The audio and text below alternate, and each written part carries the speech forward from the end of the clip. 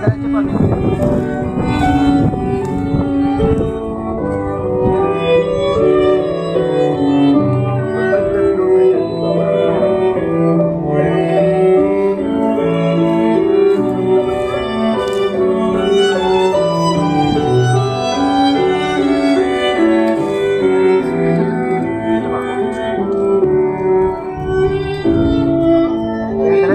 Diretso lang po.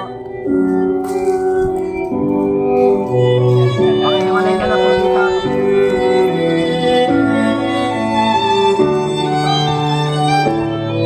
Emer, pestapper. Susunod-sunod na yan.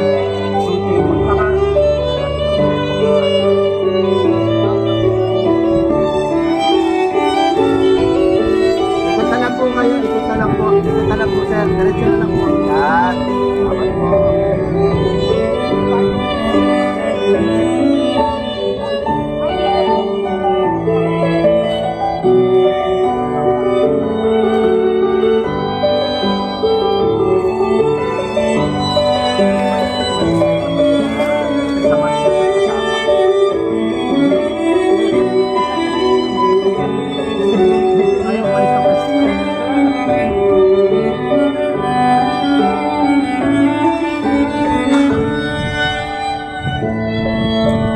Diretso na lang po, ikot na lang po kayo, ma'am.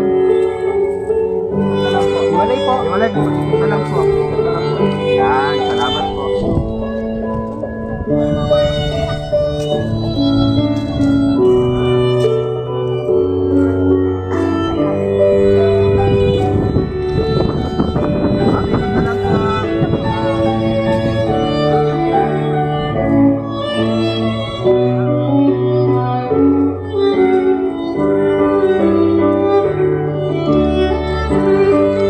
Diretso na lang po. Diretso na lang po. Ikot na lang po. Yan. Salamat po.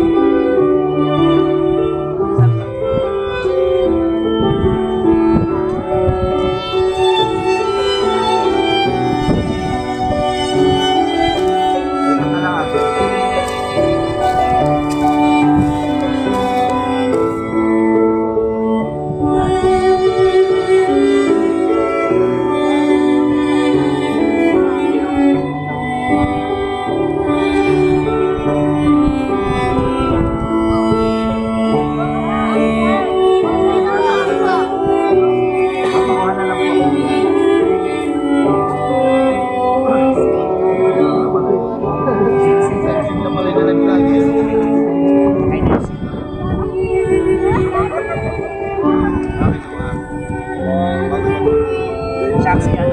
Sabi ko.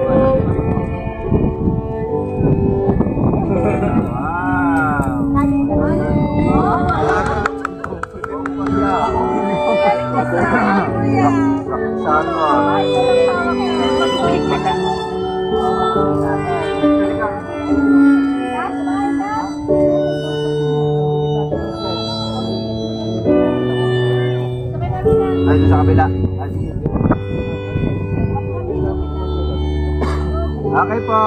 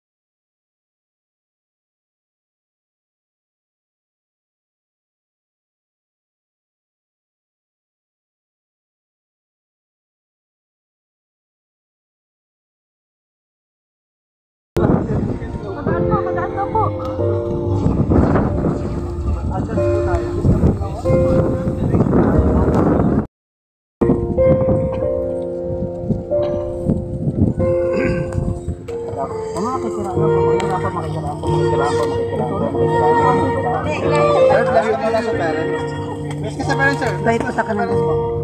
Baik po sa kanan.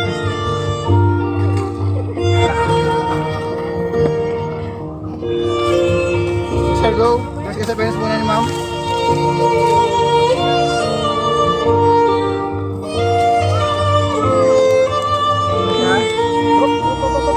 Tapos ako ni Hugo doon. Ma'am, best ka na sa parents ni sir. Okay, lakad po.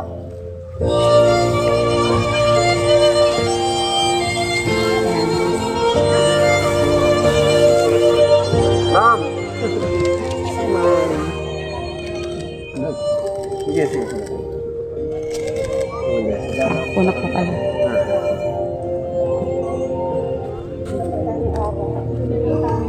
Umalis na din yan. Isa na.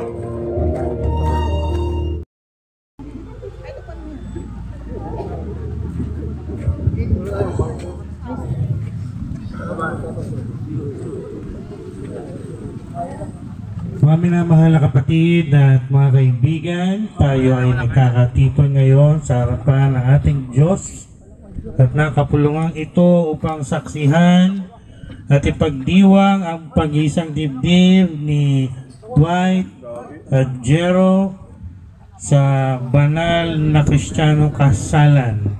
Ang tipan ng pag-aasawa ay tinakda at tinatag ng Diyos na siyang lumikha sa atin na lalaki at babae. Ang sino man nagnanais sa pumasok sa tipang ito ay dapat mag-isip ng mabuti na may paggalang, kainahunan at takot sa Diyos, sapagat ang pag-aasawa ay isang banal na tipan at ito ay dapat igalang. Dwight, tinatanggap mo ba ang babae ito upang maging asawa? Mamuhay na magkasama ay si tinakda ng banal na matrimonyo. Siya ba ay iyong iibigin, aaliwin, igagalang at iingatan sa sakit at sa kalusugan at tanging sa kanya lamang titisan habang kayong dalawa ay nabubuhay? Opo, Pastor. Jero, tinatago mo ba ang lalaking ito upang maging asawa, mamuhay na magkasama, ay dinakda ng banal na matrimonyo? Siya ba ay iyong iibigin, aaliwin, gagalang at iingatan sa sakit at sa kalusugan at tanging sa kanya lamang pipisan habang kayong dalawa ay nabubuhay? Opo, Pastor.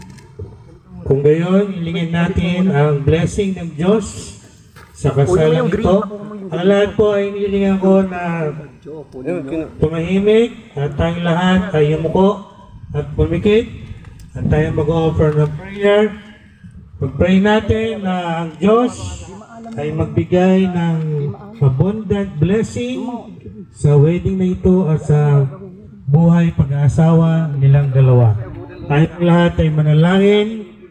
Aming Ama na nasa langit, sa pangalan ng aming Panginoon Jesus, kami po ay lumalapit sa iyo sa hapong ito at ipinag-pray po namin ang pag-iisang dibdib ni Dwight at Jero. Dalangin po namin na ikaw po ang magbigay ng masaganang pagpapala simula sa araw na ito o sa start at sa pagkatapusan ng kasalang ito.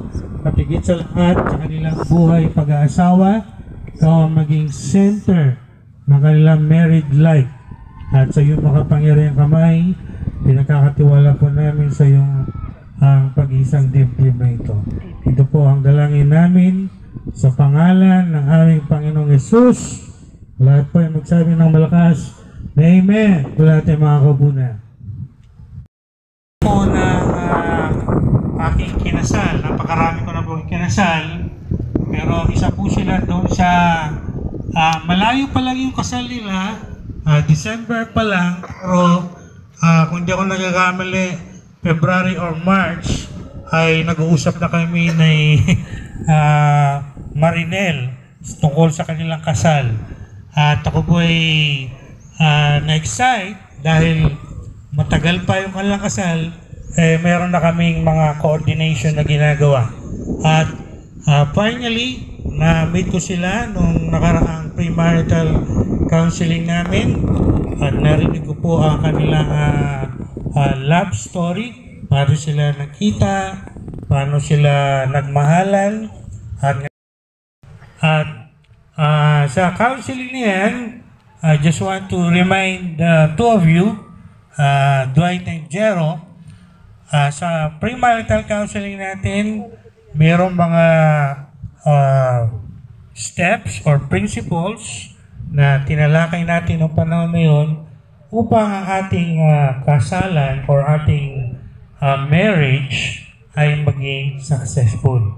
Sapagkat lahat po na nagpapakasal, gusto natin, pag nagpakasal tayo, successful. Can you say amen? Amen po ba? Walang nagpapakasal at sa uli, mag-end ang hindi maganda.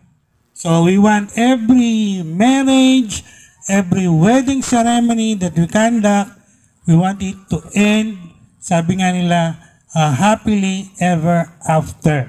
And only that can separate Dwight and Jero. Kaya ito pong ceremony ito ay talagang masasabi nating very exciting, big event sa buhay nila at sa kanilang mahal sa buhay.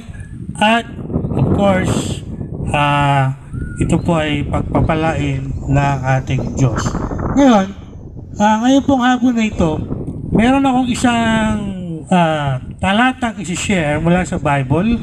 At ang title ko dito ay 3 Marriage Lesson from the Marriage of Joseph and Mary.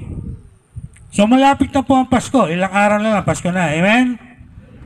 At alam po natin, pag dumarating ang Pasko, nakapokus tayo kay Jesus at nakapokus tayo kay Mama Mary at nakapokus tayo kay Joseph. At yun po ang bibigyan din ko ngayong hapong ito. Alam niyo po ba na si Mama Mary at si Joseph ay kinasal din? Sila din ay naging mag-asawa. Yun nga lang, ibang ceremony noon. Under the Jewish wedding ceremony because they were both Jewish women and Jewish men.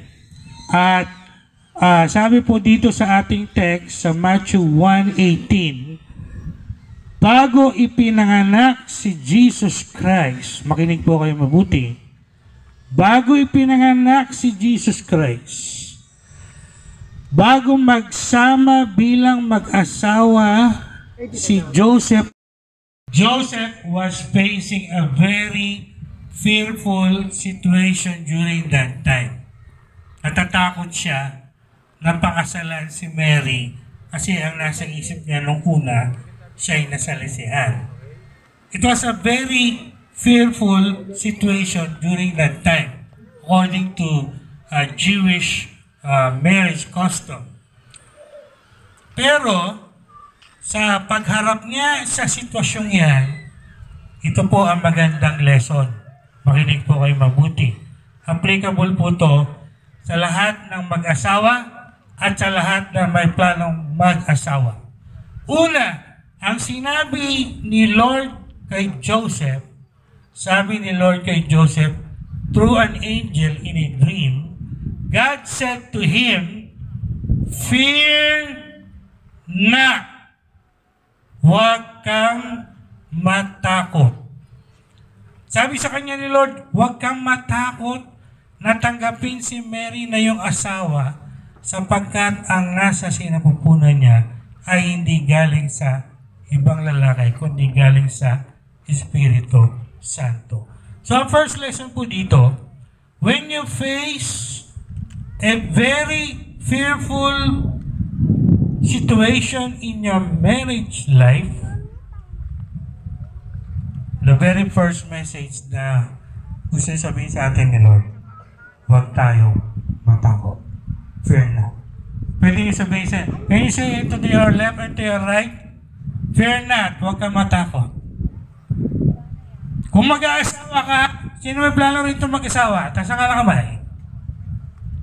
Kung meron kayong plano mag-asawa, huwag kayong matakot.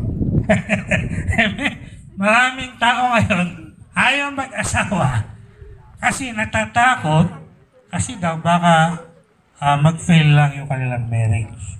But that is not the right thing to do.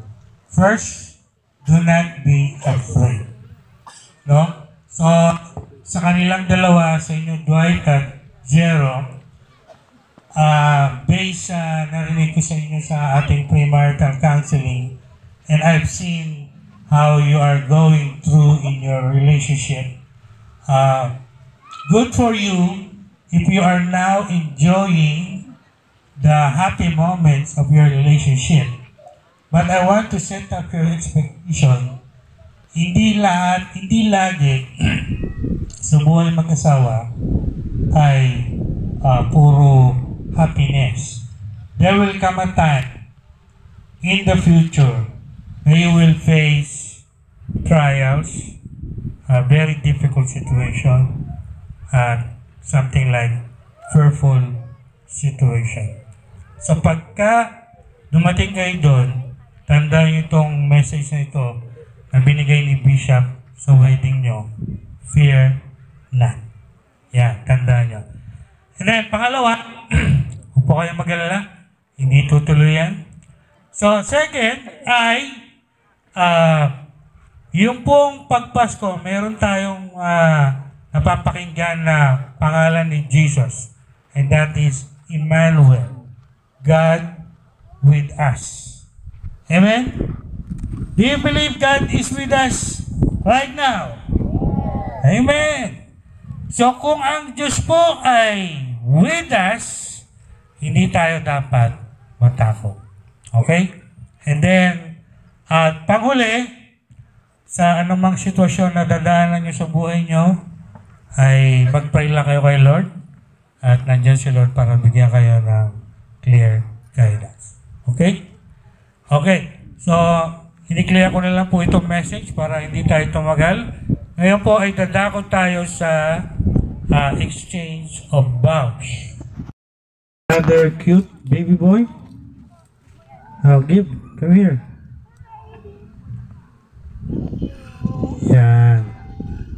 Ang aras naman po ay sinisimbolas ito ay financial, material blessing. And to make it short, ang lalaki, ang primary provider at lahat ng pera, lahat ng kayamanan na inyong makukuha. Siyempre, pangungunahan niya ni Dwight bilang leader, leading provider ng family. At usually in our culture, yung lalaki nag-iintriga sa babae. Kaya ito ay bibigay ko sa iyo, then ibibigay mo kay Jero. Pinapakita natin, sinisimbolize natin dito, financial material blessing will be given by the man to his wife. Okay. So ngayon po ay dadako tayo sa signing of wedding contract. So we're gonna make it now legal 100%. Wala na pong atrasan to. Una pipirma si Dwight, pangalawa si Jero. Tapos po, ang amin pong practice ay tinatawagan ko dito sa harap yung pong ninang at ninong just to make sure na nasa tama yung pagpirma nyo.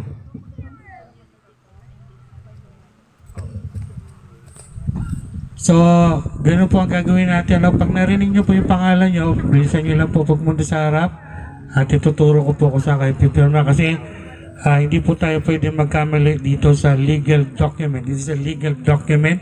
Dapat tama kung saan kayo nakapirma. Okay? So, ngayon, pakikuha na lang po ito. Husband, signature of husband. Dito Make it 4 copies. Here. Oh, I see a rainbow. That's sign of God's blessing. Palakpakan natin si Lord. It's a sign of blessing. Nandito ba sa taas? Maybe 4.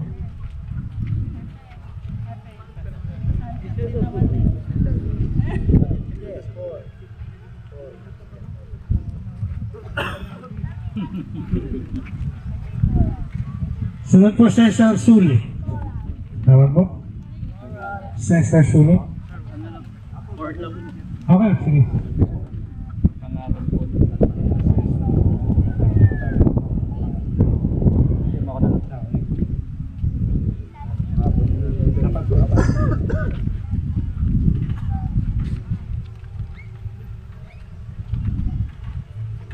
Okay, thank you. Sunod po natin si, hindi ko po alam kung ano itong K-Code 3, Raymond Tantoco. For cabins din sir, dito po. Tasang niyo. Ginawa ni Ninong Ewan eh. Ayan. Talagang pirmang Marcos po ba ito? Salamat po. Yes, salamat po. Okay, sunod po natin si Engineer Noel Lalo. Engineer. Dito po sir, sa tapas sa abang na name. Ay, sa pagkakat na ba po? Yan. Yan. Sana lang po. Okay, salamat. Sunod natin si Engineer Reynoso Siriaco. Ladies and gentlemen, so all the photos taken on this love celebration, don't forget to upload it on your social media accounts and please do use our official hashtag J-Road to 1,000 years with Y.